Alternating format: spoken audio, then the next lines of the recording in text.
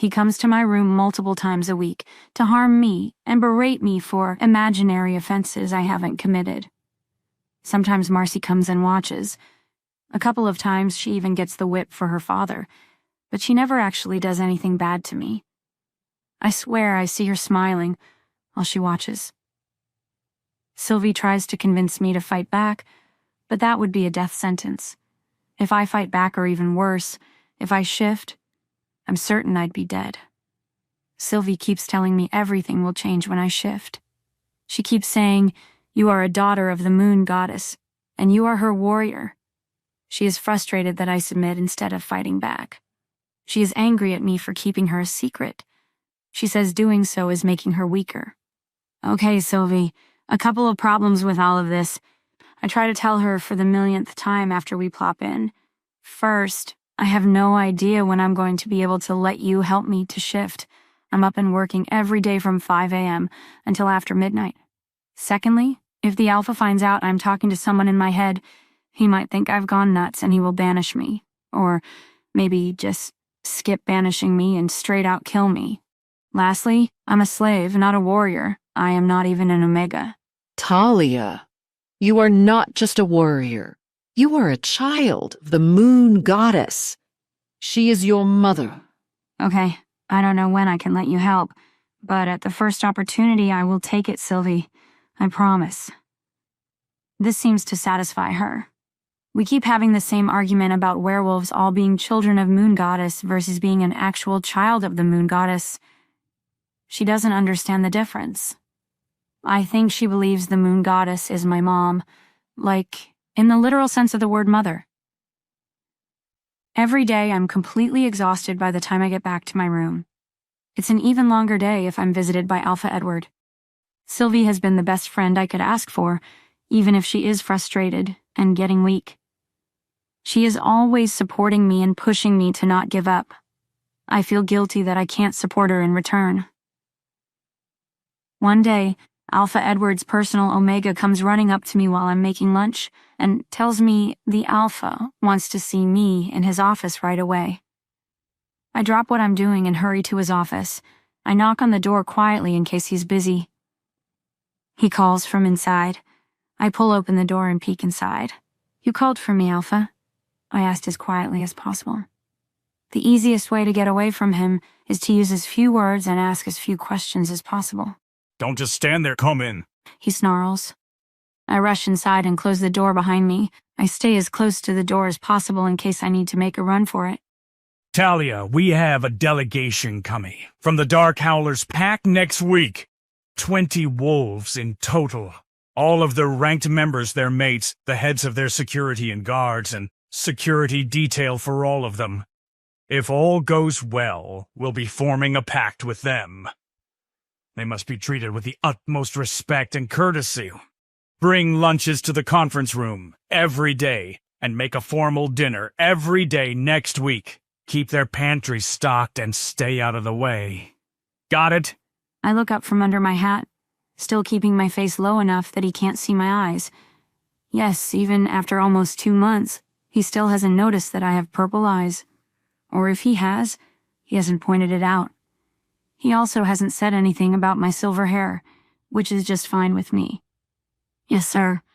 "Everyone will be here on Monday, except for the Alpha, who's coming Tuesday. We'll be having a party after dinner to welcome him. Make sure there is enough food for the party. Give George the information for the additional food you need to make. Do you understand?" "Yes, sir." "Good. We need to keep the Alpha happy. If not, I won't hesitate to let him harm you. Do you understand?" He stands up with his hands on the desk, looking very intimidating. Yes, sir." "Now get out of my sight." He points to the door behind me. I scramble out of the room as fast as possible to find George. George is in charge of ordering supplies for the pack house. He should be in his office right now. My mind is already churning through the special foods to make, and the groceries I need for them. I also need extra supplies for the guest suite pantries. I wonder what kind of foods the Dark Howlers pack likes. Dark Howlers is the largest pack in the northern region, with my pack, Red Moon, being the second largest. Alpha Edward says Dark Howlers is vicious and strict. Most of their pack has served in the military at one point or another. They employ dark magicians and witches to help them keep power over neighboring packs. I wonder if they're going to bring any dark witches here. I hope not. I also hear their Alpha expels pack members who fail training tests because he doesn't want weak wolves in his pack, a guy I don't want to cross paths with. I get to George's office and knock on the door. I can hear noises coming from inside, but he doesn't answer. I knock a little louder. What the hell? He has to know I'm here. He knows my scent. Just tell me to come in already. I don't like this guy, Talia. He's creepy. He stares at you. Well, we don't have a choice but to work with him, Sylvie. He's the money. Fine, but let's make it quick. I knock again, more impatiently this time. What is it? He finally growls from inside. I open the door to find there's a female wolf sitting on his desk. She hides her face in his chest. I can't see who she was, but there is no denying whose scent it is. George is not wearing any pants and he is sweating. Get the hell out, Talia. I'm busy here. I stand there wide-eyed, jaw slack for a moment. I can't be seeing this. George is having a fun time in his office with Luna Layla. Get out, Talia. He yells louder. I come to my senses and slam the door closed. I run back to the kitchen as fast as I can. I can feel the drip of sweat down my face. If anyone finds out what I just saw, I am finished. Sylvie thinks it's hilarious. She laughs in my head throughout lunch preparation. I'm just trying to erase the scene from my mind.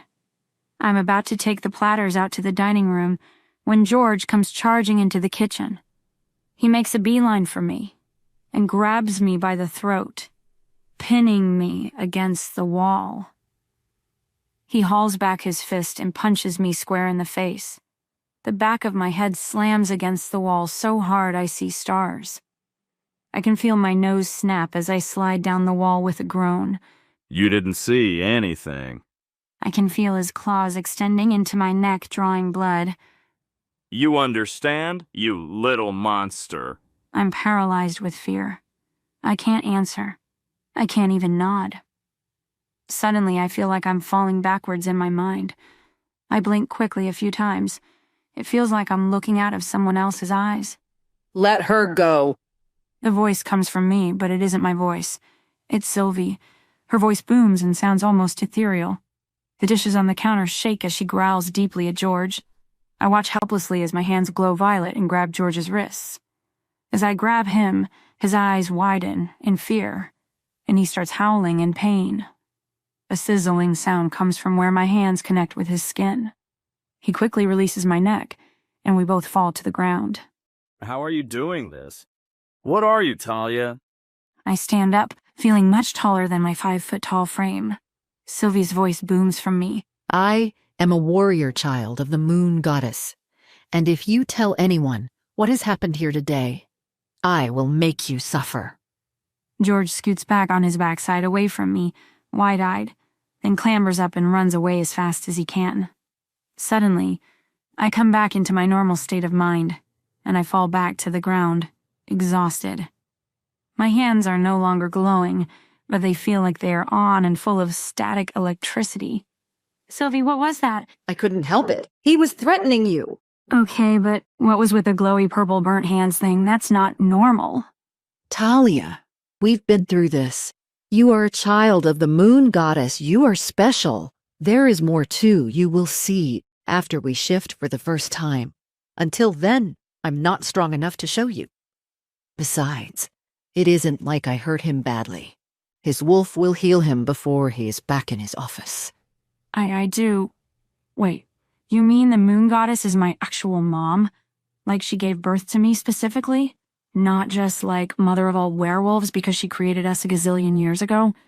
That's what I've been saying since I came. It's not my fault. You didn't believe me. I picked up a towel to wipe the stain from my nose. Sylvia's already healing me from the break, but my face is going to be bruised for a couple of days. I pull my hat down low so no one can see the bruises, then pick up the first 2 platters and rush out to the dining room. Okay. Well, If you're able to do that to George, how come you can't do it to Alpha Edward or Marcy? Well, I think it happened one time before, but I wasn't fully in control then. I can't do it now because he's your alpha. I can't go against what he says. I can't attack your alpha or his daughter. I concede. I don't want to argue with her. I'm just trying to figure out the rules. I'm in uncharted territory here. I mean, it's cool territory, but I don't know what our limits are. Once all the platters are out, I make a list of all the extra supplies I need and put it in the box hanging outside George's office. That way, I don't have to face him again. I clean up the dining room after lunch and still have about 45 minutes until I have to start dinner. I decide to go to the stock room and put supplies on the pantry cart for later. As I work, I hear someone clear their throat behind me. I look up to find Marcy standing uncomfortably close to me. "Can I help you with something, Marcy?" I try to swallow the panic that instantly builds in my throat. Talia, I just wanted to say, when I'm in control of the pack, you won't be treated the way you are now. Marcy, please stop. I put my hands up and push lightly against her to get her to move, but she's stronger than me and doesn't budge. I look up at her to see an evil grin distorting her face. I see the way my dad treats you, Talia. You never complain. You just take it. She moves closer, breathing deeply until she's fully pressing herself against me. I bet you like it when he does it, don't you? What? There is no way I heard her right, did I? Marcy, I do not enjoy what your father does to me, and you're no better standing there watching him, instead of stopping him. I can feel tears stinging the corners of my eyes as she slips an arm around my waist. I cannot believe this is happening right now. Don't lie to me, Talia. I do like men, but I can't deny your scent does something to me no man ever can. The way you beg before my father turns me on. It makes me crazy to think about what I'll do to you if I find you alone. I can't wait to get my hands on you. I want to hear you moan with pleasure when I'm with you. I want you on your knees so I can whip you instead of him. I want you to be my toy, Talia, not his. We'll turn the dungeon into a playroom just for us, instead of just your bedroom.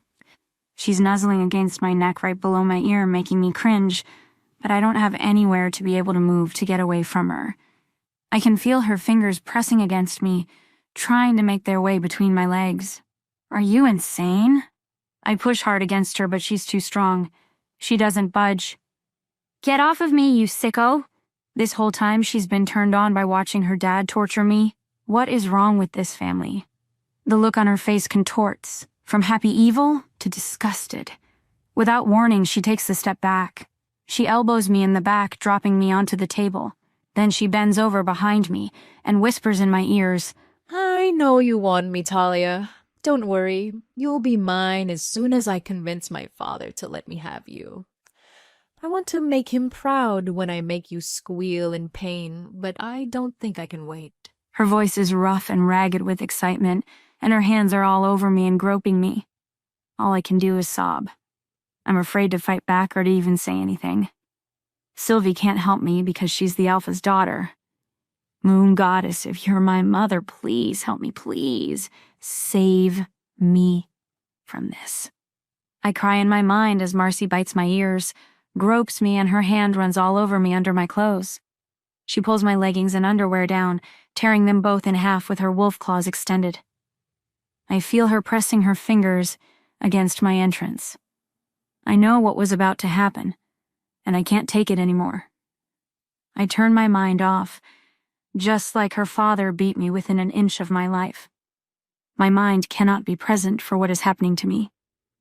She finally gets off me and I fall to the floor. She tears the back of my shirt open and strikes with her claws on my back as if to mark me as her property. I lay on the floor of the supply room crying. Get up, Talia. I said get up. You're better than this. You will survive this. I want to leave this world, Sylvie. I can't do this anymore. I can't. You can, and you will. You will find your mate soon enough and things will change, I promise. How can you be so sure? Glowy, burning hands are not your only gift. I get up, find an old cardigan in the back of the stockroom and put it on. I go back to my room to find new clothes before making dinner. The next 4 days go without incident, unless you consider the fact that I have visited the roof several times recently, contemplating my existence. Each time I stand with my toes at the edge and stare down from the 4-story building. I can't bring myself to do anything except cry and go back to my room. I can't do it to Sylvie. I can't take her life because I want to take mine. Sunday after dinner service, I see Luna Layla in the hallway while I'm refilling pantries. She quickly approaches me and grabs me by the arm. She extends her claws into my bicep, drawing blood. To find out what happens next, listen to every thrilling episode of The Alpha's Bride, available only on the Pocket FM app. Download it for free now.